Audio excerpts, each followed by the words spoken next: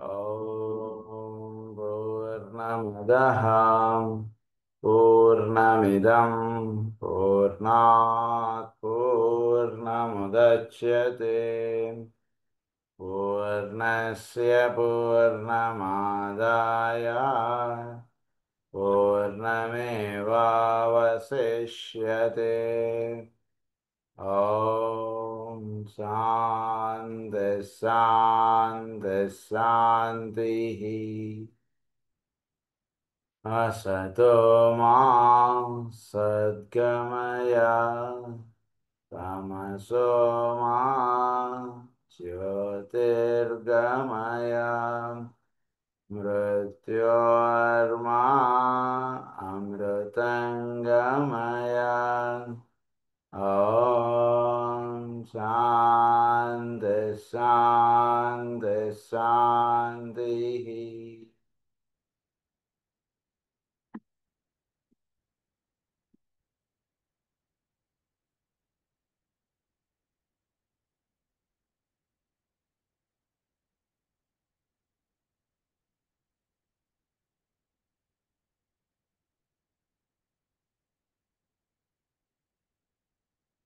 Esoteric హీలింగ్లో మనం the basic causes of disease అన్నటువంటి లెసన్లో మనం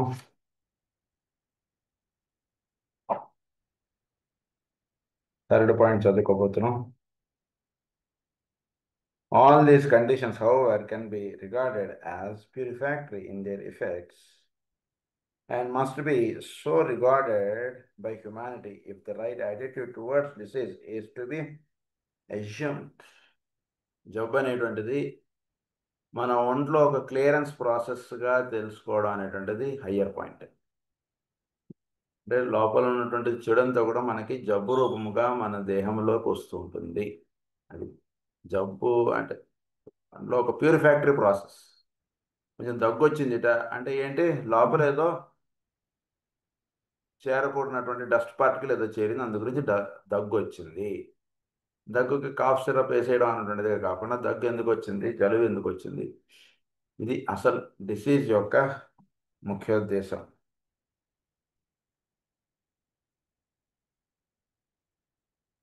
This is oft forgotten for the fanatical healer, by the fanatical healer and by the radical exponent of an idea finitely grasped and in most cases only part of a greater idea. దీని గురించి సరైనటువంటి అవగాహన ఇది లేకుండా వ్యాధులు తగ్గించడం అనేటువంటిది మనం చేస్తున్నాం కనుక ఒకసారి సరి చూసుకోండి అంటున్నారు ఆయన. Methods of healing and techniques of alleviation are peculiar to humanity and are the result of man's mental activity. Fourth point ఏమంటున్నారంటే methods of healing and techniques of alleviation are peculiar in humanity and are the results of man's mental activity. మానవుడి యొక్క మానసిక కక్ష ప్రధానంగా పరిగణించడం అంటున్నది మానవ జాతిలో చాలా ప్రముఖమైనటువంటి విషయం. They indicate his latent power as a creator and as one who progresses towards freedom. So వాడి యొక్క మానసిక కక్షను బట్టి వాడు ఎంతవరకు వాడిలో విచ్చుకోవడం అటువంటి జరిగింది, వాడి యొక్క తరహా ఏమిటి, ఇవన్నీ మనకు తెలుస్తాయి. క్రియేటివ్ ప్రాసెస్ అంటే ఏంటంటే చోట్లో ఉన్నటువంటి నిర్మాణం అయినటువంటి కార్యక్రమం వీడు ఎంత దగ్గరగా ఉన్నాడు ఏమిటి అటువంటి విషయం తెలుస్తుంది. సో ప్రతివాడి యొక్క మానసిక కక్ష అనేటువంటిది చక్కగా అవగాహనలో తెలుసుకుని మనం హీలింగ్ అనేటువంటిది చేస్తే his latent power as a creator and as one who progresses towards freedom. They indicate his discriminative ability to sense perfection in vision, to vision the goal, and hence to work towards the ultimate liberation. Towards that ultimate liberation కి వీడు చేసేటువంటి యొక్క అంటే వాడు ఎంత చక్కగా వాడు చుట్టూతో ఉన్నటువంటి పరిసరాలని వీటిని అవగాహన చేసుకుంటున్నాడు ఏమిటి, వీడి యొక్క మానసిక కక్ష ఎలా ఉంది. ఉదాహరణకి మనం హోమియోపరంగా చెప్పుకోవాలంటే వీడు సోరాలో ఉన్నాడా, సిఫిలిస్లో ఉన్నాడా, సైకోసిస్లో ఉన్నాడా, ట్యూబర్క్యులర్ మయాసమ్మా లేదా కార్సిన్ మయాసమ్మా, ఏంటి వీడు అసలు అంటుండేది ఎప్పుడైతే మనం అవగాహన చేసుకుంటామో అప్పుడు మనం జబ్బుని తగ్గించడానికి మనం చేసేటువంటి ప్రయత్నం వేరుగా ఉంటుంది. ఇక్కడ towards that ultimate liberation. His error at this time consists in first అది his error at this time consist వీడి యొక్క ఎర్రర్ ఎక్కడ ఉంటుంది అంటే ప్రధానంగా number one his inability to see the true uses of pain. Pain అనేటువంటిది ఎందుకు వస్తుందో వాడు సరిగ్గా అవగాహన చేసుకోవట్లేదు. అది జాగ్రత్తగా ఫస్ట్ తెలుసుకోండి. నేనా ఏదో రోడ్డు మీద పరిగెట్టాడు పిల్లవాడు, పడిపోయాడు, కాలు నొప్పి చేసింది. నొప్పి చేసినందువల్ల ఏమంటే అక్కడ రిపేరింగ్ ప్రాసెస్ అవుతుంది అని అర్థం. కానీ ఆ నొప్పి ఉండకూడదు అని అంటే దానివల్ల ఏమైపోతుందంటే మనకి తెలియనటువంటి వేరే జబ్బులు వచ్చేస్తుంటాయి. కనుక his inability to see the true uses of pain, his resentment at suffering. So suffering ఎందు వీడు ఎట్లా ఉండాలి, సఫరింగ్ అనేటువంటిది ఎందుకు ఏర్పడుతుంది, ఇటువంటిది కొంచెం చక్కగా వీడు అవగాహన అనేటువంటి చేసుకోవాలి. ఒక నొప్పి ఎందుకు వచ్చింది అనేటువంటి తెలియకుండా వీడు జబ్బు తగ్గించడానికి కూర్చున్నాడు అనుకోండి, దానివల్ల ఏమవుతుందంటే ఎదుటివాడు అడిగింది వీడు చేయడంగా ఉంటుంది. కానీ అక్కడ నిజంగా ఏం రిపేర్ చేయాలో అది వీడు చూడకుండా చేసిన వాడు అయితే కనుక అనవసరంగా వాడు ఎదుటివాడు వచ్చినవాడు చాలా ఇబ్బందులు పాలవుతాడు. అంటే ఎప్పుడు కూడా మనం అసలు దేనికి నొప్పి అనేటువంటిది వస్తుంది అన్నటువంటిది చక్కగా మనం అవగాహన చేసుకుని మనం ఎప్పుడు ఉండాలి. అంతే నొప్పి వచ్చింది ఇది ఎలా అయినా నాకు ఉండకూడదు అన్నటువంటి భావం ఉంటే ఏమైపోతామంటే మనం దాని ఎందు మనం అంటే విముఖ భావం కాదు, దాని అంటే అగైనెస్ట్ ఫీలింగ్ ఎప్పుడు పెట్టుకోకండి. నొప్పి డిసీజ్ ఇది వస్తే ఎట్లా వెళ్ళిపోవాలండి, తగ్గిపోవాలండి, 1 డేలో తగ్గిపోవాలండి అంటే కాకుండా అసలు ఎందుకు వచ్చింది ఫస్ట్ ఆఫ్ ఆల్ దిస్ అన్నటువంటిది వాడు చక్కగా తెలుసుకోవాలి. His misunderstanding of the law of non resistance పైన వీడు ఒక మిస్అండర్స్టాండింగ్ ఉంటుంది. అది పెట్టుకోకండి ఎప్పుడు కూడా. జబ్బు తర్వాత మృత్యువు వీటి మీద ఒక నాన్ రెసిస్టెన్స్ ఐడియా అంటున్నది ఉండకూడదు ఎప్పుడు కూడా. అవి ఎందుకు ఏర్పడుతున్నాయి అంటే చక్కగా తెలుసుకోండి. His over emphasis of the foreign nature, దేహమే నేను అనేటువంటిది ఎప్పుడు ఉంటుంది భావం, ఇది ఒకటి సరి చూసుకోండి. Over emphasis of the foreign nature, his attitude to death, and his feeling that the disappearance of the life out of vital perceptions through the medium of form and the consequent disintegration of that form indicates disaster. అది చాలా డిజాస్టర్గా feel అయిపోతారు. అమ్మో జబ్బు వచ్చేసి ఇటు చనిపోతున్నట్ట అంటే ఏదో ఘోరమైనటువంటి ప్రమాదం జరిగిపోతుందిట అంటుండేదిగా మనం భావించేస్తుంటాం. కనుక ఈ పాయింట్స్ మీరు కొంచెం సెట్ చేసుకోండి అంటున్నారు ఆయన. When human thought reverses the usual idea as to diseases and accepts disease as a fact in nature, ఈ ఐడియా ఎప్పుడైతే వీటిలో రివర్స్ అవుతుందో అప్పుడు డిసీజ్ని వీడు అవసరం he accepts diseases and accepts disease as a fact in nature, man will begin to work with the law of liberation. So ఇప్పుడు law of లిబరేషన్తో వీడు కలిసి పనిచేసిన వాడు అవుతాడు. అంటే డిసీజ్ని ఒక ఫ్యాక్టరీ తెలుసుకోండి. పొద్దు నుంచి రాత్రి దాకా కష్టపడ్డాడు, కష్టపడి రాత్రి అడిగి వీడికి ఒళ్ళు నొప్పులు వచ్చాయి. అది సహజ గుణం బాడీకి. ఎందుకంటే పొద్దున్న రాత్రి దాకా ఎప్పుడు చేయనంత పని ఈరోజు చేసాడు ఒళ్ళు నొప్పులు వచ్చాయి. ఒక పూట రెస్ట్ తీసుకోమని అర్థం. కానీ ఒళ్ళు నొప్పులకి పెయిన్ కిల్లర్ టాబ్లెట్ వేసేయడం అంటున్నది అర్థం కాదు ఇక్కడ. అదే విషయం ఇక్కడ చెప్తున్నారు. So with the law of liberation, with right thought leading to non resistance. So right thought అంటున్నది ఎస్టాబ్లిష్ చేసుకోండి. నాన్ రెసిస్టెన్స్ చక్కగా నిలబడుతున్నప్పుడు మనకి. At present, by the power of his directed thought and his intense antagonism to disease, power of his directed thought and his intense antagonism to disease, he only tends to energize the difficulty. దానివల్ల ఏమవుతుంది, యాంటోగోనిజం to ఈ జబ్బు ఎలా ఉండకూడదండి, ఈ జబ్బు ఉండకూడదు sir, ఈ జబ్బు గురించి కాకపోతే ఇంక వేరే ఎంతసేపు వీడు జబ్బు గురించి స్మరణ చేయడం చేత ఏమవుతుందంటే జబ్బుకి పవర్ ఎక్కువ పెరిగిపోతుంది. బాగా తెలుసుకోండి. జబ్బు ఉందిట ఎవరికైనా సరే, అప్పుడు మీరు అక్కడ జబ్బు గురించి తక్కువ మాట్లాడండి, జబ్బుకి ఏం చేయాలో అది చేసేయండి అంతే. Do what you have to do, that's it. అంటే మందు కంటే మందు వేసేయండి వాడికి అంతే. డాక్టర్ చూపించాలంటే డాక్టర్ చూపించి తెచ్చేయండి. దాని గురించి ఎంత ఎక్కువ స్మరణ చేస్తారో జబ్బుకి అంత బలం పెరిగిపోతూ ఉంటుంది. గురించి ఎప్పుడు కూడా ఎవరినైనా సరే పేషెంట్ ఒంట్లో బాగాలేదట వీళ్ళు చూస్తున్నారట మీరంటే ఆ విషయం ఎలానే తెలుసు. వాడు ఇంకో నెల రోజుల్లోనో ఇంకో సంవత్సరం ఇంకో 5 సంవత్సరాలు కూడా చనిపోతాడు వాడుకున్న జబ్బుకి. ఉదాహరణకి అయ్యో పాపం ఇటువంటి జబ్బు వచ్చేసిందండి ఏంటంటే మీరు మంచి డాక్టర్ చూపిస్తున్నారా, ఇట్లా మీరు వాడిని దిగజార్చేయకండి. ఇంకా కొంచెం చక్కగా వాడికి ఒక ఎంకరేజింగ్గా మాట్లాడండి. పలానా గుడికి వెళ్ళండి, తిరుమలకి వెళ్ళండి, ఎటువంటి జబ్బులైనా సరే మీకు పటాపంచలైపోతాయి, గ్యారంటీ. ఇలాంటివి ఏమన్నా మంచి మాటలు మాట్లాడండి వాడి దగ్గరికి వెళ్ళినప్పుడు. జబ్బు గురించి చాలా తక్కువ మాట్లాడండి. వాడు ఏదైనా ఏంటో సార్ నాకు ఇలాంటి జబ్బు వచ్చేసింది, "ఆ, ఏం లేదు సార్, ఏం కాదు మీకు, మీరు హాయిగా ఉంటారు." అలా అలా ఒక ఎంకరేజింగ్ స్టేట్మెంట్స్ మాట్లాడండి వాడి దగ్గర ఎప్పుడు కూడా. వాడికి ఇది చేయాలి మనం ఇప్పుడు కూడా, అది చెప్తున్నారు. ఎనర్జైజ్ ద డిఫికల్టీ అవుతుంది. When he reorients his thought to truth and the soul, physical plane ills will begin to disappear. Ills will begin to disappear. Physical బాడీలో ఉండేటువంటి జబ్బు ఎప్పుడు పోతుందట అంటే వాడు సోల్ తోటి అనుసంధానం చెందాడు. చక్కగా బాబు నీకు అభ్యంతరం లేకపోతే మా మాస్టర్ గారు ప్రేయర్ చేస్తాను, నీకు ఒక్కసారి చెప్పు చాలా అని చెప్పండి, తప్పేం లేదు. మీ ఫ్రెండ్ని ఎవరన్నా చూడడానికి వెళ్ళినప్పుడు చక్కగా అక్కడ 2 అగరబత్తులు వెలిగించి మాస్టర్ గారు ఫోటో పెట్టి ఊరిని అలా ప్రేయర్ చేయండి, అంతే సార్, ఇనఫ్.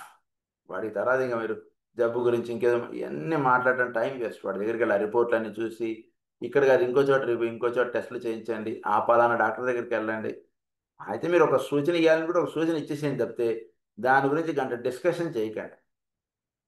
ఇప్పుడు కూడా చాలా ముఖ్యం ఇవన్నీ కూడా. జబ్బు తగ్గిపోవాలట అంటే అక్కడ వాడి మైండ్ అండ్ సోల్ తోటి అనుసంధానం చెందడం అంటున్నది అవసరం. అది చక్కటి ధ్యానం చేయండి చక్కగా అక్కడ, లేదా ఉచ్ఛ్వాస నిశ్వాసాలతో కూడినటువంటి ధ్యానములు. మన ఎసాట్రిక్ సైకాలజీలోను ఎసాట్రిక్ ఆస్ట్రాలజీలోను ఎన్నో రకాలైనటువంటి ధ్యానాల గురించి చెప్పుకున్నాం. ఇందులో కూడా కొన్ని ధ్యానాలు వస్తాయి, అవి కూడా మనం చెప్పుకుంటాం. సో ఒక మంచి మంత్రాన్ని చక్కగా మీకు వాడికి నచ్చేటువంటి మంత్రం, ఇంకా కరెక్ట్గా మాట్లాడాలంటే ఉదాహరణకు వాడికి శివుడు అంటే ఎక్కువ ఇష్టం అంటే శివ మంత్రాన్ని వాడి చేత జపింపజేయండి. చక్కగా అలా ప్రశాంతంగా చక్కగా జపింపజేయండి. నారాయణ మంత్రం వాడికి ఇష్టంగా ఉంటే ఆ మంత్రాన్ని జపింపజేయండి. లేదా హనుమాన్ చాలీస అయితే హనుమాన్ చాలీస చదవండి కాసేపు అక్కడ కూర్చొని. అలా ఒక ధ్యానం ఇది చేయడం చేత ఏమవుతుందంటే వాడు ప్రతిరోజు నేను వచ్చి ఇక్కడ హనుమాన్ చాలీస చదువుతానని చెప్పండి వాడికి. నెమ్మదిగా వాడు ఏమవుతాడంటే లోవర్ ప్లేన్స్లో నుంచి వాడు సోల్ తోటి అనుసంధానం చెందడం అంటే చక్కగా ఏర్పడు. అలా చేయడం చేత, అలా చేస్తున్నప్పుడు వాడు మంచి వైద్యుడి దగ్గరికి వెళతాడు. తెలియకుండా వాడు మందు వేసుకున్న చక్కగా వాడికి పనిచేస్తుంది. ఇవన్నీ ఇది మందు అక్కర్లేదని కాదు, ఇది చేయడం చేత అవన్నీ ఆటోమేటిక్గా సెట్ అవుతాయి. ఇది లేకుండా అవన్నీ ఉంటే నిలబడదు, అది ఇక్కడ ముఖ్యం.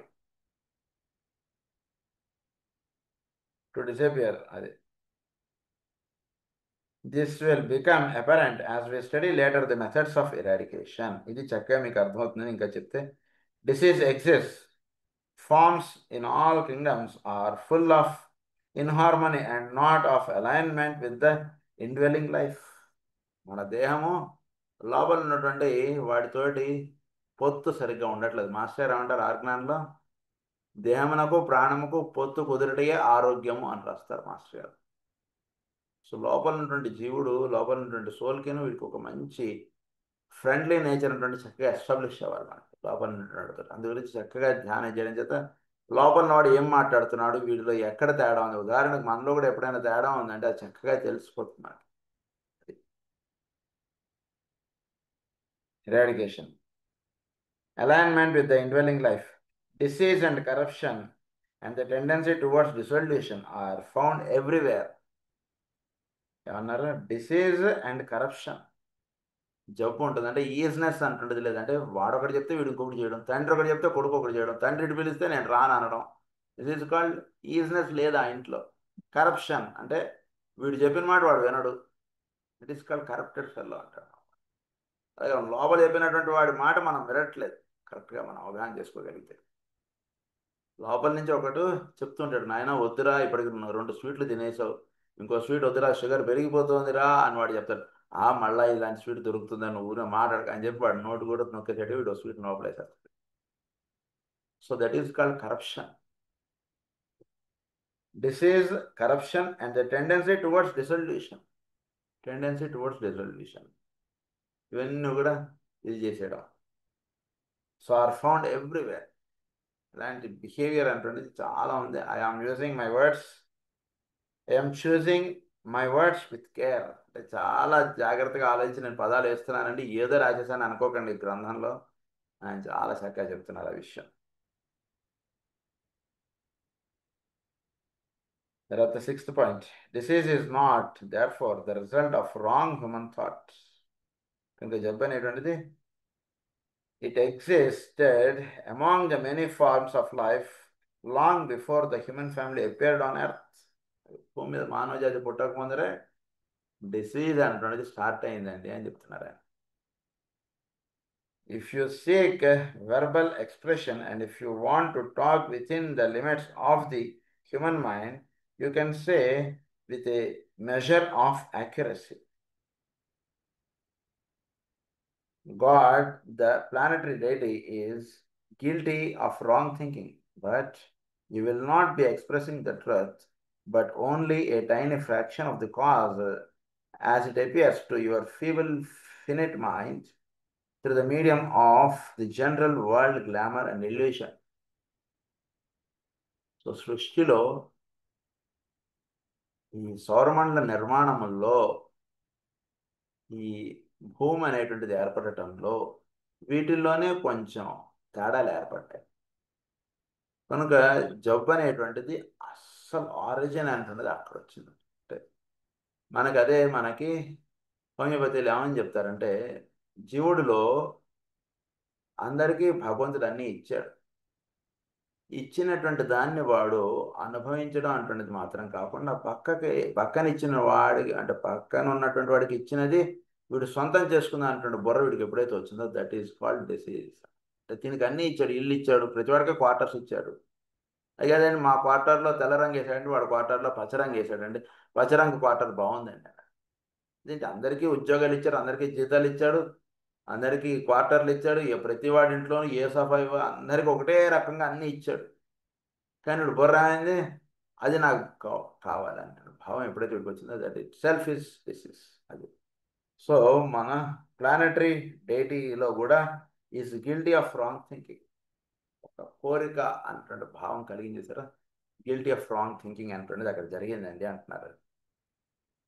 అంటే చాలా అసలు భూమి మీద డిసీజ్ అంటుండే పుట్టడానికి కారణంగా ఆయన చెప్తున్నారు ఇవన్నీ కూడా.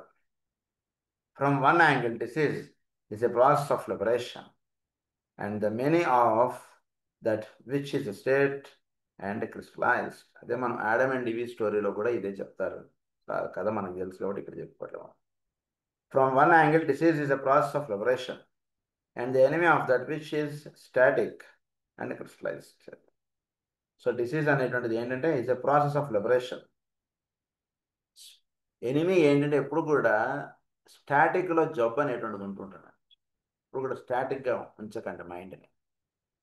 Give work always to the mind. This is అంటే ఈ గ్రంథంలో చాలా ముఖ్యమైనటువంటి పాయింట్స్ ఇస్తారండి. అంటే జబ్బు అనేటువంటిది మన జోలికి రాకుండా ఉండాలంటే ఏం చేయాలో అవి చేయాలి. Always don't be static in our life. స్టాటిక్గా ఉండిపోకండి. అంటే ఏదో పొద్దున్న లేచాను, ఆఫీస్కి వెళ్ళాను, సాయంత్రం ఇంటికి వచ్చాను, పడుకున్నాను, దిస్ ఈజ్ కాల్డ్ స్టాటిక్. అంటే ఇదే సర్కిల్ తిరుగుతుంది. ఇలా కాకుండా కొంచెం ఏదైనా మార్పులు, కొంచెం చక్కగా ఇదేదో చేసుకోవడం, ఇంకోటి ఏదో చేయడం, చక్కగా ఒక గుడికి వెళ్ళి రావడం, చుట్టాల ఇంటికి వెళ్ళి రావడం, ఫ్రెండ్స్ ఇంటికి వెళ్ళి రావడం, లేదా ఫ్రెండ్స్ని మీ ఇంటికి వెళ్ళడం, ఒక ప్రోగ్రామ్ పెట్టుకోవడం, something you create activity in your life. Only this is called static. ఇంత తప్పితే ఇంకో 4వ పాయింట్ లేదు మన లైఫ్లో. అంటే దట్ ఈస్ అంటే మనం ఈ విషయాల్లో స్టాటిక్ అయిపోయామని అర్థం. ఎప్పుడైతే స్టాటిక్ అయిపోతామో జబ్బు అనేటువంటిది వచ్చేస్తుంది. అది చెప్తున్నారు ఆయన. So think not from what I say that therefore disease could be welcomed and that the process of death should be cherished. అంటే అంటే జబ్బుని ఆహ్వానించండి, ఇది ప్రాసెస్ ఆఫ్ లిబరేషన్ అన్నాను కదా, జబ్బుని ఆహ్వానించండి, డెత్ని కోరండి అని కాదు నా అర్థం అని చెప్తున్నారు ఆయన. Were that the case, one would cultivate disease and put a premium on suicides. Fortunately for humanity, the whole tendency of life is against disease. Tendency of life is అంటే భగవంతుడి సృష్టి ఎలా చేశారంటే జబ్బు ఏ విధంగా జీవిస్తే జబ్బు రాదో ఆ విధమైనటువంటి కల్ట్ వాటిలో పెడిచాడు. ఒకవేళ లిబరేషనే ప్రాసెస్ అయితే కనుక వీడు జబ్బు తెచ్చుకోవడం లేదా సూసైడ్ చేసేసుకోవడం అంటున్నది చాలా పరమ భాగవతోత్తముగా ఉండేది విషయం, కానీ అది కాదు కదా అంటున్నారు. గురించి అది కాదు విషయం. Disease is the process of liberation, అది కరెక్టే, కానీ దాన్ని చక్కగా అవగాహన చేసుకోండి ఎప్పుడు లిబరేషన్ ఎప్పుడు కాదు అనేటువంటిది. Fortunately for humanity, the whole tendency of life is against disease, and the reaction of the foreign life upon the thought of man fosters the fear of death. Reaction of the foreign life upon the thought of man fosters the fear of death. So మానవుడిలో ఎటువంటి విధంగా ఉంటుందంటే, అమ్మ నాకు దగ్గు వచ్చింది, అమ్మ ఇది ఏమన్నా టీబీనా, దాని చేత భయం అనేటువంటిది వచ్చేస్తుంది. దగ్గు వచ్చిన ప్రతి వాడికి టీబీనా? అలా కాదు కదా. ఆ ఇంటెలిజెన్స్ మానవుడు లూజ్ అయిపోతున్నాడు. దానివల్ల ఏమైపోతుందంటే, ప్రతివాడికి దగ్గు ఒక 2 రోజులు తగ్గలేట, ఏమైనా బాబు ఎందుకంటే పరీక్షలు చేయించుకో, అక్కడ ఎవడో మా ఫ్రెండ్కి ఇలానే టీబీ వచ్చేసి చచ్చిపోయాడు వాడు అన్నాడు, వీడెవడో చెప్తాడు వీడి ఫ్రెండ్ వీడికి, వెంటనే వీళ్ళు భయం కూడా, లేని వాడికి భయం సృష్టించిన వాడు అవుతాం మనం. కనుక అది చెప్తున్నారు ఇక్కడ. Fortunately for humanity the whole tendency of life is again as discipline, fear of death, and the reaction of the foreign life upon the thought of man fosters the fear of death.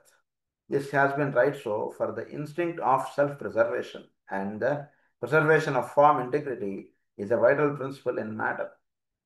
చావు భయం అన్నటువంటిది it is instinctual nature, అది ప్రతి ప్రాణికి ఉండాలి, లేదని కాదు. సృష్టిలో ప్రతి ప్రాణికి కూడా చావు అంటే భయం అన్నటువంటిది భగవంతుడు సహజంగా పెట్టాడు. ఉదాహరణకి అలుదో చేస్తే ఆ కొండ నుంచి పడిపోతాం అనుకోండి, వీడు ఆ దగ్గరికి వెళ్తుండగానే చాలా అక్కడంతా రైలింగ్ ఉందా లేదా ఇవన్నీ చూసుకుంటాడు. బికాస్ ఫియర్ ఆఫ్ డెత్ అంటే ప్రతి వాడికి పెట్టాడు భగవంతుడు, అది సహజ గుణం, అది ఉండాలి. కానీ ఎక్స్ట్రా గుణం ఉంటుంది చూసారా, అది ఉండకూడదు. అది చెప్తున్నారు, జాగ్రత్తగా అవగాహన చేసుకోండి, ఎక్కడ కంగారు పడకండి అని చెప్తున్నారు. Self preservation and preservation of form integrity is a vital principle in matter. ఈ ఫారంని నిలుపుకోవడం అంటున్నది వైటల్ ప్రిన్సిపల్ ఇన్ మ్యాటర్. అంటే దేహం అనేటువంటిది ఇచ్చేటప్పుడే తాళంచాలు జాగ్రత్తగా పెట్టుకో అటువంటి ఇన్స్ట్రక్షన్ ప్రతి వాడికి ఇచ్చారు భగవంతుడు. అంతే దేహం ఎంత తొందరగా వదిలేసి నా దగ్గరికి అంత తొందరగా వస్తావు అదే భాగవతం అని చెప్పలేదు. దీన్ని జాగ్రత్తగా ఉంచుకో, ఇది చాలా మంచి ఇది ఇస్తున్నాను, మంచి వెహికల్ ఇస్తున్నాను, ఇప్పుడే రిలీజ్ చేశాను కంపెనీ నుంచి, నీకు ఇస్తున్నాను, ఇది చక్కగా వాడుకో అని చెప్పి ఇస్తున్నాడు ఆయన.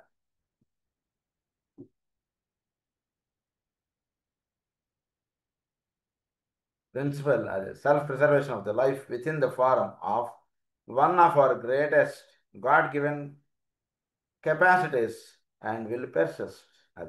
But in the human family, this must eventually give place to the use of death as the organized freeing process in order to conserve force and give to the soul a better instrument of manifestation. Better instrument of manifestation అన్నటువంటిది ఒకటి ఇది చెప్పారు. Human ఫ్యామిలీలో ఏమంటారు, but in the human family this most eventually give place to the use of death as the organised freeing process. ఏమంటాడు ఇయ్యగానే, ఇందులోనే ఏంటంటే organised freeing ప్రాసెస్గా పెట్టుకోండి దేహం. అంటే చావు అనేటువంటిది ఆర్గనైజ్డ్ ఫ్రీయింగ్ ప్రాసెస్గా పెట్టుకోవాలి. అంటే వీడు దేహం వదిలేయడం అనేటువంటిది చాలా న్యాచురల్గా ఒక దోస పండు నుంచి తోడేమో వేరైపోయినట్లుగా వీడి దేహం నుంచి విడిపోయేటువంటి ఆర్గనైజ్డ్ ఫ్రీయింగ్ ప్రాసెస్ అన్నారు దాన్ని. అంటే అంటే చాలా తేలికగా జబ్బు అనేటువంటిది వీడికి ఒకడు వచ్చిన ఆ జబ్బు వీడిని ఇబ్బంది పెట్టకూడదు. అంటే చాలా అంటే జబ్బుకి వీడు ఫస్ట్ జబ్బు రాకుండా ఉండవలసినటువంటి విధానం ఫస్ట్ లైఫ్లో ఏర్పాటు చేసుకుంటాడు. అయినా వీడికి జబ్బు వచ్చింది, ఉదాహరణకి ఏదో దగ్గు జలుబు జ్వరమో ఏవో వచ్చింది అనుకోండి, వీడు దేహంలో వీడు దానికి చాలా తక్కువ ఆహారం ఇవ్వడం, ఇలాంటి జాగ్రత్తలు ఇవన్నీ తీసుకుంటాడు.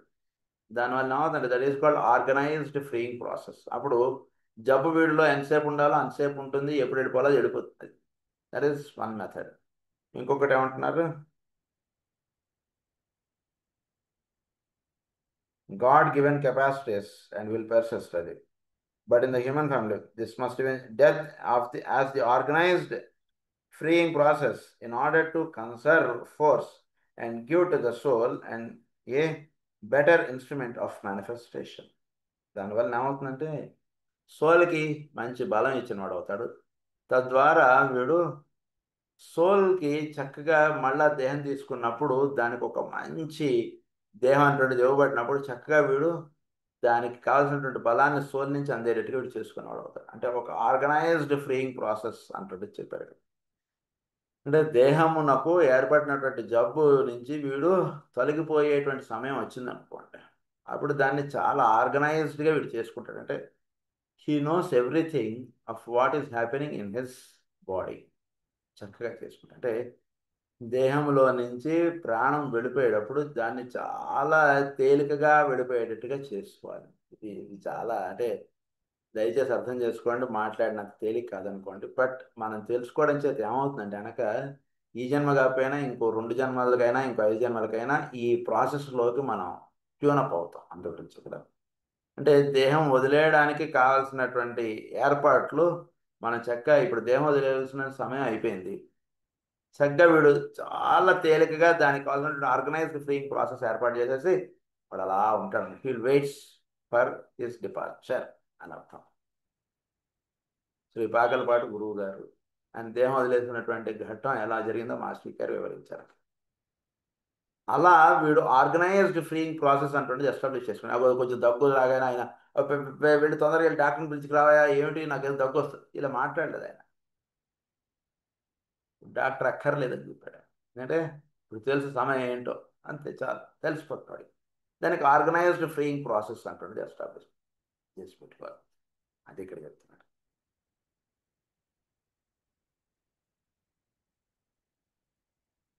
Of manifestation. For this liberty of action, mankind as a whole is not yet ready. దీని గురించి మానవ జాతి ఇంకా రెడీగా లేదండి ఈ విషయంలో. దీని గురించి the disciples and aspirants of the world should now, however, begin to grasp these newer principles of existence. The instinct to self-preservation governs the relation of spirit and matter, of life and form, as long as deity himself wills to incarnate within his body of manifestation, a planet or a solar system. అంటే వీడి లోపల ఒక instinct అంటున్నది పనిచేస్తుంది sir. అది వీడి లోపల ఉంటుంది లైఫ్ ఆస్పెక్ట్కి వీడి దేహమునకు ఉండేటువంటి కనెక్టివిటీ, ఆ instinctual nature.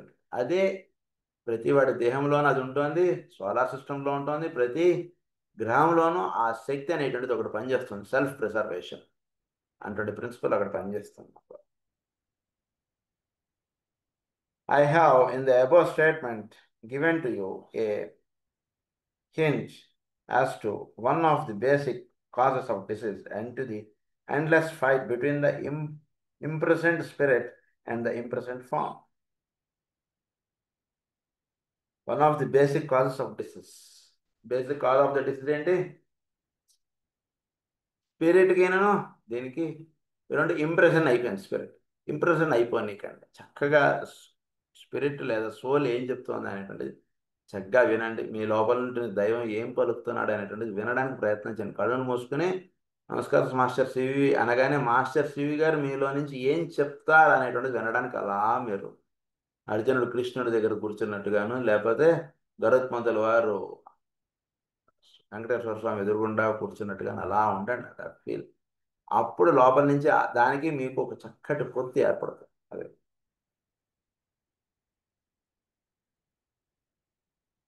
Spirit and matter అన్నారు of long and form, as long as the deity himself wills to incarnate within his body of manifestation.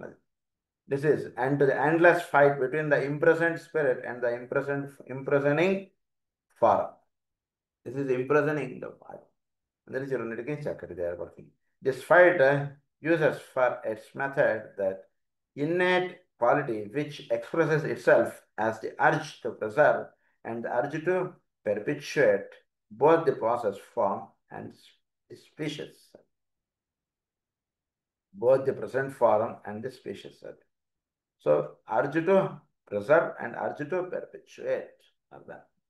So ఈ రెండింటికి చక్కటి ఇది ఏర్పడుతుంది. This fight uses for it's method that innate quality which expresses. అది ఈ fight అనుకున్నది వాళ్ళు ఒక ఫైట్ అనడం అన్నారు. అంటే అంటే లోపల నుంచి చెప్తున్నది ఒకటి, వీడు చేసేటువంటిది ఒకటి. అందు గురించి మనకు భాగవతంలో ఏమంటారు? మనోవాక్కాయ కర్మలు 3 కూడా ఒకటిగా అవ్వాలండి అని చెప్తారు. అంటే బేసిక్గా మనం ఏదైతే మాట్లాడతామో అదే మనం చెయ్యాలి, ఏదైతే లోపల అనిపిస్తుందో అదే మనం మాట్లాడాలి అని చెప్తారు. అక్కడ వరకు చెప్తారు మనం. దాని నెక్స్ట్ పాయింట్ ఏమిటంటే లోపల నుండి స్పిరిట్ ఆస్పెక్ట్ తోటి అనుసంధానం చెందినటువంటి వాడికి అంటే వీడి యొక్క బుద్ధి అవన్నీ మనం చెప్పేసుకున్నాం కాబట్టి డైరెక్ట్గా ఈ పాయింట్ చెప్పేస్తాం. స్పిరిట్ తోటి వీడికి ఫారంకి లింకప్ అయిపోవడం అటువంటి పాయింట్గా మనం చెప్పేస్తాం. Next 8th point. The law of cause and effect called karma in the East governs all this. Karma must be regarded in reality to the effect in the foreign life of our planet of causes deep-seated and hidden in the mind of God. సృష్టిలో కర్మ అనేటువంటిది ఒకటి పనిచేస్తుంది. దాన్ని ఏమనంటే law of cause and effect. ప్రతి వాళ్ళ లైఫ్లోనూ ఈ కార్యకారణ సంబంధము అంటారు దాన్ని. అది ప్రతి వాళ్ళలోనూ ఉంటుంది. భూమిలో ఉంది, సృష్టిలో ఉంది, సౌరమండలంలో ఉంది, అన్నిట్లోనూ ఉంది. ప్రస్తుతం సౌరమండలం ఈ విధంగా ఎందుకు ఏర్పడిందంటే క్రితం సౌరమండలంలో దీనికి కాజ్ ఉంది, దాని యొక్క ఎఫెక్ట్ ఇప్పుడు పడుతున్నాం మనం అట్లా. So law of cause and effect అది. దీన్ని కర్మ అన్నాం, దాని గురించి చెప్తున్నారు.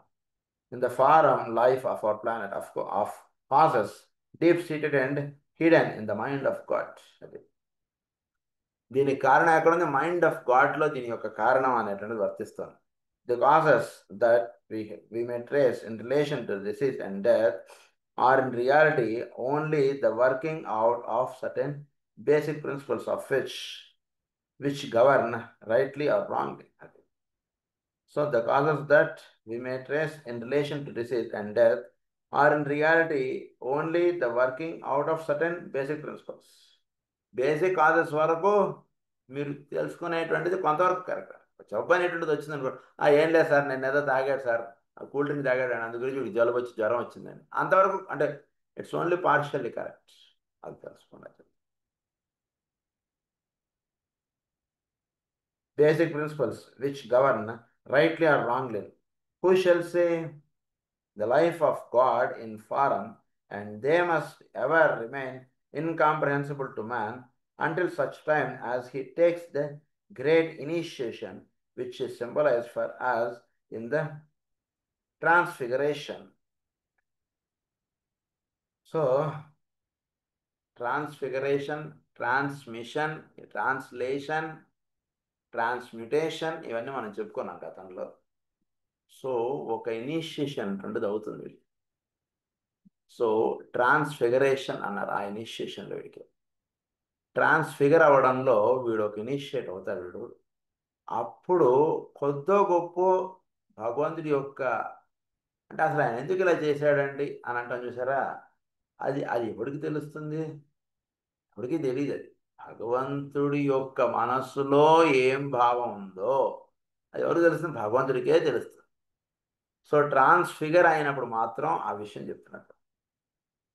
Great initiation which is symbolised and remain incomprehensible to man until such time as he takes the great initiation which is symbolized for us in the transfiguration. So ఈ ట్రాన్స్ఫిగరేషన్కి సింబాలిక్గా ఏం చేస్తారంటే సన్యాసం అనేటువంటిది ఇచ్చేటప్పుడు మొత్తం వాళ్ళది ఇవన్నీ కూడా నదిలో నుంచోబెట్టి వాళ్ళకి ఇవన్నీ చేసేస్తారు. దట్ ఈస్ ట్రాన్స్ఫిగర్ అంటారు. ఇనిషియేషన్ ఇచ్చేటప్పుడు కొన్ని పద్ధతులు ఫాలో అవుతారు అనుభవాలు వాళ్ళందరూ కూడా. అందరించి సన్యాసం ఇచ్చేటప్పుడు కానీ కొన్ని ఇనిషియేషన్స్ ఇచ్చేటప్పుడు కానీ వాళ్ళని వాటర్లో నుంచోబెట్టడం ఇవన్నీ చేస్తారు. అదంతా కూడా చాలా ప్రక్రియ ఉంది. సో ట్రాన్స్ఫిగర్ అవ్వడం అంటారు దాన్ని. అక్కడ అది చెప్తున్నాను ఇక్కడ. ఆల్ అలాంగ్ ఇన్ అంటే యాక్చువల్గా అది చేస్తారు, బట్ యాక్చువల్ ట్రాన్స్ఫిగరేషన్ గురించి మనం గతంలో నాకు గుర్తున్నంత వరకు వైట్ మ్యాజిక్లోను ఇసాట్రిక్ సైకాలజీలోనూ మనం చెప్పుకోం ట్రాన్స్ఫిగరేషన్ గురించి. అక్కడ అది చెప్పారు. అక్కడ all along in our studies we shall be dealing and with secondary causes and their effects, with the phenomenal results of those subjective effects which emanate from causes too far away for us to grasp. So ఇవన్నీ కూడా secondary causes with their effects మనం తెలుసుకుంటున్నాం, కానీ actual ఇవన్నీ కూడా two far, అవన్నీ కూడా అసలు కారణాల లోపల చాలా ఉన్నాయన్నమాట. Causes too far away for us to grasp అన్నారు. This should be admitted and grasp. ఇది తెలుసుకోండి అన్నారు. This is the best man can do with his present mental apparatus. When the intuition rarely works and the mind is seldom illumined, why should man arrogantly expect to understand everything? Arrogantly. ఎందుకంత వీడికి ఇది నీ బుర్ర సరిగ్గా వెలిగితే నీకు అక్కడ విషయం అర్థమవుతుంది. అర్థమైన తర్వాత కూడా ఎందుకు ఇలాంటి వాగుడు వాగుతున్నావు అంటున్నాడు. అన్నీ నీకు తెలియాలని ఎలా తెలుస్తుంది? నీకు అర్థం చేసుకోవడం ఎప్పుడైతే నీకు బ్యాంకులోకి వెళ్ళాం, అక్కడ ప్రిన్సిపల్స్ అన్నీ తెలుసు. తెలిసిన తర్వాత నేను చక్రాలు ఇచ్చానంటే వెంటనే డబ్బులు ఇవ్వలేదని ఎందుకు అరుస్తున్నాను? ప్రాసెస్ అనేటువంటిది ఉంది కదా, ప్రాసెస్లో వెళ్ళి అది వస్తుంది నీకు, అప్పుడు దాకా నువ్వు వెయిట్ చేయాలి. సో నీకు అవగాహన అయింది అక్కడ విషయం. అవగాహన అయినటువంటి వాడు మాట్లాడకూడదు. అవగాహన అవ్వనటువంటి వాడు కాంటే ఏదైనా మాట్లాడితే దానికి అర్థం. ఇంట్యూషన్ లెవెల్లోకి మైండ్ ఇల్యూమైన్ అయిన తర్వాత వాళ్ళు మాట్లాడడం ఏమి ఉండదు. అలా భగవత్ తత్వం వాళ్ళ పరిపూర్ణంగా నిండిపోవాలి. అలా అందు గురించి వాళ్ళు ఏం చేస్తారంటే మహానుభావులు వాళ్ళు అక్కడ దాకా వెళ్ళిన తర్వాత ఇంకా తెలుసుకోవాల్సింది ఏం లేదండి, ఆయన వీడు ఒకటి అయిపోవాలి అంతే. అందుకని వాళ్ళు ఎప్పుడు అలా తపస్సులు అలా ఉంటారని నేను అక్కడ చేయాల్సింది ఇంకేం లేదు. ఇంకా అక్కడ ఫైనల్గా వెళ్ళిన తర్వాత ఇక్కడ తెలుసుకునేటువంటి విషయం ఏంటంటే అలా తపస్సు చేసుకుంటూ కూర్చోండి. మన్ని అక్కడ వెయిటింగ్ రూమ్లో పెట్టేశారు. పెట్టేసిన తర్వాత ఏం చేయాలి, వాడితో వీడితో చర్చపాటి చేయకూడదు. అలా తపస్సు చేసుకుంటూ కూర్చోండి, భగవన్నామం అలా ఉచ్చరించుకుంటూ కూర్చోండి అంతే. ఎంత బాగా ఉచ్చరించుకుంటూ కూర్చుంటాం అంతటి మంచి దర్శనం అవుతుంది. దర్శనం అవడం అంటే ఏంటంటే he should be transfigured, that should happen as initiation to him. Transfigure అవ్వాలి అంటే ఆయన స్వరూపం అక్కడ ఎదురుగుండా ఏదైతే చూస్తాడో అది ఇక్కడ వీడు హృదయంలోను వీడిలోను అది ప్రతిబింబం అయిపోవాలి, వీడిలో అది ప్రతిష్టాపన అయిపోవాలి. ప్రతిష్టాపన అయిపోయిన తర్వాత ఇంక వాడు బయటకు వచ్చేస్తాడు. అది జరగాలి. అందు గురించి వాడిని అక్కడ ఆపుతారు. అది విషయం. సో తెలుసుకోకుండా ఏదేదో మాట్లాడకండి అంటున్నాను. హూ షల్ సే అన్నారు. Rightly or wrongly, who shall say basic principles అది. Let him work at the development of his intuition and at achieving illumination. Understand? సృష్టి గురించి తెలియాలంటే ఫస్ట్ మీరు ఇంట్యూషన్స్ బాగా బుద్ధి అంటే చక్కగా వికసించేటట్టు చేయండి. అక్కడ అసలు ఏముందో తెలియడానికి నీకు అవకాశం ఉంటుంది. అసలు అంటే అక్కడ అంత తేలిగ్గా అవగాహన చేసుకునేటువంటి విషయం కాదండి అది అన్నటువంటి ఫస్ట్ విషయం తెలిస్తే సైలెంట్గా మనం పోయి కూర్చుంటాం గుళ్ళు. అమ్మో ఇంత రోజుకి ఇంతమంది జనం వస్తారండి దర్శనానికి, ఇంత గ్రంథం ఉంది అమ్మో అని ఎప్పుడైతే అర్థం చేసుకుంటాడో వీడు అక్కడ నుంచోడానికి ఎక్కువ ప్రయత్నం చేయడం. ఎందుకంటే నా వెనకాతలో కొన్ని వేల మంది ఉన్నారు, వాళ్ళందరూ కూడా దర్శనం చేసుకోవాలని చెప్పి వీడే ముందు చక్కగా ఆయన చూసుకుంటూ ఆయన అలా ఆపే. సో అది ఎప్పుడు తెలుసు, వీడు ఇంట్యూషన్ లెవెల్లోకి వెళ్ళినప్పుడు వాడికి తెలుస్తుంది అసలు ఫ్రెష్ ఒక రహస్యం కానీ ఇవన్నీ కూడా ఇంత గ్రంథం ఉందా ఇక్కడ అన్న విషయం తెలుస్తుంది. చెప్తున్నాను. Works and the mind is seldom illumined అన్నారు. Intuition and of at achieving illumination. Understanding may then come his way. అది అప్పుడు వీడికి అండర్స్టాండింగ్ అంటే as it comes to his way అది తెలుస్తుంది. He will have earned the right to divine knowledge. అది వీడు right to divine knowledge, చోట్లో ఉన్నటువంటి జ్ఞానం వీడు చక్కగా చదవాలి, అది తెలుసుకోవాలి. వేదం ఇలాంటి గ్రంథాలు చదువుకుంటే సరిపోదు. దీనివల్ల ఏమవుతుంది, డివైన్ నాలెడ్జ్ అంటే చోట్ల ఎగ్జిస్ట్ అవుతుంటుంది. దాన్ని చక్కగా చదువుకున్నవాడు అవుతారు.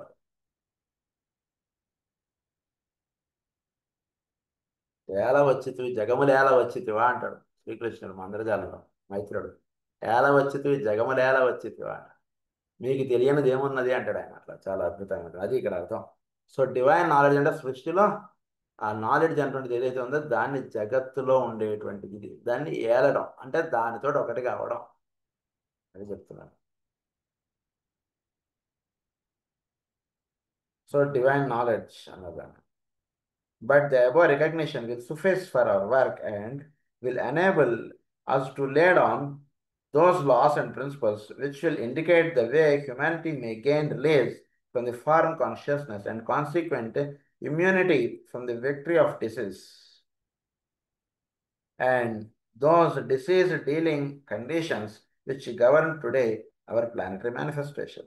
ఇవన్నీ చక్కగా వీడికి అవగాహన అవుతుంది. జబ్బు అంటే ఏమిటి, చోట్ల డిసీజ్ అంటే మన ప్లానెటరీ కండిషన్స్లో ఎలా వర్తింపబడుతోంది, ఇవన్నీ చక్కగా వీడికి ఇంట్యూషన్ లెవెల్లోకి వెళితే చక్కగా ఇవన్నీ అవగాహనలోకి వస్తాయి. అవన్నీ తెలుసుకున్నవాడు అవుతాడు. అవన్నీ తెలుసుకోవడం చేత ఏమవుతుందంటే వీడు చక్కగా అదేది వీడి మీద ఇది చూపించడం ఉండడు. వీడు చక్కగా దాంట్లో నుంచి ఇలా ఒక షర్ట్ ఎలా అయితే ఇలా ఇప్పేసుకుని ఇలా పక్క పెట్టడం వస్తుంది, అలాంటి ఆ స్థితి వీడికి సహజంగా వచ్చేస్తుంది. అది ఇక్కడ అర్థం. We will divide our consideration of the causes of disease into three parts. Eliminating from our quest for truth the quite understandable but equally futile desire to approach the mind of deity. Number one, the psychological causes. Number two, causes emanating from group life. Number three, our karmic liabilities, the karmic causes. So మొత్తం జబ్బుల్ని మూడుగా divide చేశారండి ఇక్కడ. వ్యాధుల్ని మూడుగా ఈ diseases అనేటువంటి రావడానికి ప్రధానంగా causes of disease into 3 parts అన్నారు.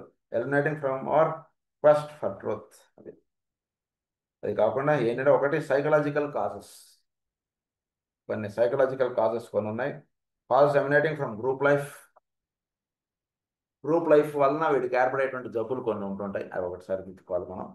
తర్వాత our karmic liabilities, the karmic causes, చోట్ల వర్తింపడేటువంటి కర్మ అంటుండేది ఏదైతే చెప్తున్నామో అది ఒక కాజెస్, అవి ఒకటి.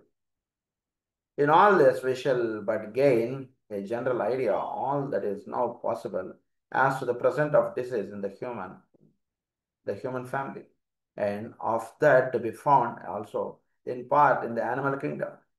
ఇదే కొంత కారణాలు మనకి యానిమల్స్లో కూడా ఉంటూ ఉంటాయి. ఇక ప్రధానంగా మనకి జబ్బులు వచ్చేటువంటి ఈ 3 కాజెస్లో ఉంటుంది. ఒకటి సైకలాజికల్ కాజ్ ఒకటి చెప్పారు, గ్రూప్ లైఫ్ ఒకటి చెప్పారు, ఇంకోటి ఒకటి కార్మిక్ లయబిలిటీస్. ఈ మూడిట్లో కారణాలు ఈ మూడిట్లో ఉంటుంటాయి.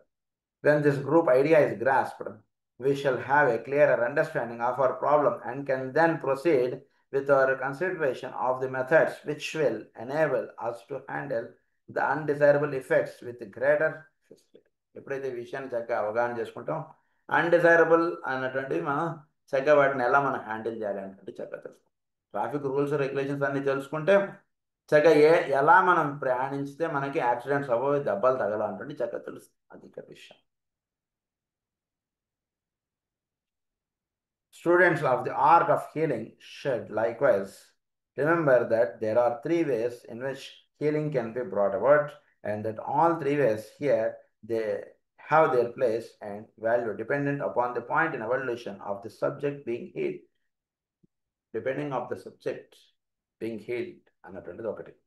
సో ఈ మెథడ్స్ ఇవన్నీ చక్కగా తెలుసుకుంటే హీలింగ్ అన్నటువంటిది ఎలా చేయొచ్చు ఏంటి, మెయిన్గా 3 మెథడ్స్ ఆఫ్ హీలింగ్ చెప్తున్నారు, అవేంటో చూద్దాం. First, there is the application of those palliatives and ameliorating methods which gradually cure disease and eliminate undesirable condition. They build up the foreign life and foster the vitality so that disease can be thrown off. Of these methods, the allopathic and the homeopathic schools and the various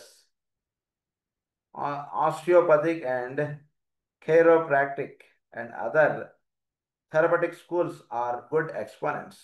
They have done much good and constructive work, and the depth of humanity to the wisdom, skill, and unselfish attention of the physician is great. Skill ఉండాలి, అన్సెల్ఫిష్గా మనం రోగిని మనం attend అవ్వాలి, అది చాలా ముఖ్యం. ఇక్కడ వీడికి ఏదో మంది ఇస్తే వాడు ఇంకో 10,000 నాకు ఇస్తాట అటువంటి భావం ఉందనుకోండి, అక్కడ ఉపయోగం లేదు. అదొకటి. తర్వాత ఎలోపతి, హోమియోపతి ఇవన్నీ మొత్తం కలిపేశాడు ఆయన, మొత్తం అవన్నీ కలిపి కొంతవరకు అవి చెప్తున్నారు, అవి అని చెప్తున్నారు. And not apparent on the surface అది. They are dealing all the time with urgent conditions and dangerous effects of causes which are not apparent on the surface. Dangerous effects of causes which are not apparent on the surface. వీళ్ళందరూ కూడా ఏం చేస్తున్నారు, urgent conditions and dangerous effects of causes which are not apparent on the surface. Causes ఇవేవి సర్ఫేస్లో లేని వాటికి వీడేదో హంగామా చేసేసి వీడేదో ట్రీట్ చేసేస్తున్నాను అనుకుంటున్నాడు. నిజానికి under these methods the patient is in the hands of an outside party and should be passive, pleasant and negative. ఇవన్నీ కూడా కొంతవరకే. Should be present, passive, negative అన్నారు. మందు వేసుకోవడం ఇవన్నీ కూడా కొంతవరకే. ప్యాసివ్ అని చెప్తే అది అవసరం లేదని అనలేదు, ఇట్ ఈస్ ప్యాసివ్, అంతవరకు తెలుసుకోండి అంతే. దానికి మించిన సబ్జెక్ట్ చాలా ఉంది, అది చెప్తున్నారు ఆయన విషయం. సో ఈ మెథడ్స్ ఇవన్నీ కూడా కొంతవరకు చెప్పారు. సో హీలింగ్ అంటే ఒకటి మందు ఇవ్వడం, అది చెప్పేశారు ఆయన. ఏ మందు అయినా ఇచ్చుకోండి మీ ఇష్టం, ఎలోపతి ఇస్తారు ఇచ్చుకోండి, హోమియోపతి ఇచ్చుకుంటారు ఇచ్చుకోండి, మీ ఇష్టం. కావాల్సింది ఇక్కడ ఏంటంటే వాడి మీద పరిపూర్ణమైనటువంటి ప్రేమతో వీడు మందు ఇవ్వడం, ఇది ఆయన చెప్పారు ఫస్ట్ కాజ్, అది తెలుసుకోండి. Number 2, secondly there is the appearance of the work and methods of the modern psychologist who seek to deal with subjective conditions and to straighten out those wrong attitudes of mind, those inhibitions, psychosis, and complexes which bring about the other states of disease the morbid conditions and neurotic and mental disasters. Under this method, the patient is taught to cooperate as much as he can with the psychologist so that he may arrive at a proper understanding of himself and so learn to eradicate those inner compelling situations which are responsible for the outer results. ఇది ఒక మానసిక కక్ష శుభ్రపడటానికి వీడు ఈ psychologist కొంత ఇది చేస్తాడు. ఇదిగో ఇక్కడ ఇలా తప్పు చేసావు, ఇక్కడ ఇలా తప్పు చేసావు అన్నట్టు వాడికి తెలిసేటట్టుగా చేస్తాడు. అది చాలా అవసరం ఇక్కడ. ఎందుకంటే అవి సెట్ చేసుకుంటే జబ్బులు తగ్గవు. గురించి బాగా గుర్తుపెట్టుకోండి. మనం హోమియోపతి మందులు ఇస్తున్నా, ఎలోపతి మందులు ఇస్తున్నా, ఇంకేదో ఇస్తున్నా అవి కొంతవరకు జబ్బులు తగ్గిస్తాయని చెప్పారు ఆయన మొహమాటం లేకుండా. ఈ సైకలాజికల్గా వాడికి లోపల ఉండిపోయే పని వాటిని తీసివేయగలగాలి. అది next third point. The highest and the newest method is that of calling into positive activity a man's own soul. The true and the future healing is brought about when the life of the soul can flow without any impediment and hindrance throughout every aspect of the form nature. It can then vitalize it with its potency and can also eliminate those congestions and obstructions which are such a fruitful source of disease. So third method ఒకటి ఉందండి. వాడి సోల్ని చక్కగా మీరు ఉత్తిష్ట నరసార్థులా కర్తవ్యం దైవమాహ్నికం. అది అది అది దాన్ని మేలుకొల్పండి. అది చక్కగా ఫారం లైఫ్ని చక్కగా దిగుతుంది. అది ఎక్కడ ఎలా సెట్ చేసుకోవాలో అది చెప్తుంది. దాన్ని వాడు ఎప్పుడైతే ఫాలో అవుతాడో చక్కగా తయారవుతాడు అప్పుడు వాడు. ఇది third method. This gives you much to ponder upon if we go slowly. As regards the practical application of techniques and methods, it is because I seek to lay a sound foundation for that which I shall later impart. ఒక strong foundation తోటి మీకు అర్థం అవ్వాలి. అది అర్థమైతే అప్పుడు నేను చెప్పేటువంటి సబ్జెక్ట్ ఇంకా చాలా ఉంది, అది చెప్తాను మీకు అంటున్నారు. దీని గురించి నెక్స్ట్ క్లాస్లో కంటిన్యూ చేసుకుందాం. స్వస్తి ప్రజాభ్య పరిపాలయంతాం న్యాయేన మార్గేణ మహీం మహీషాః గో బ్రాహ్మణేభ్య శుభమస్తు నిత్యం. లోకాః సమస్తాః సుఖినో భవంతు. లోకాః సమస్తాః సుఖినో భవంతు. లోకాః సమస్తాః సుఖినో భవంతు. ఓం శాంతి శాంతి.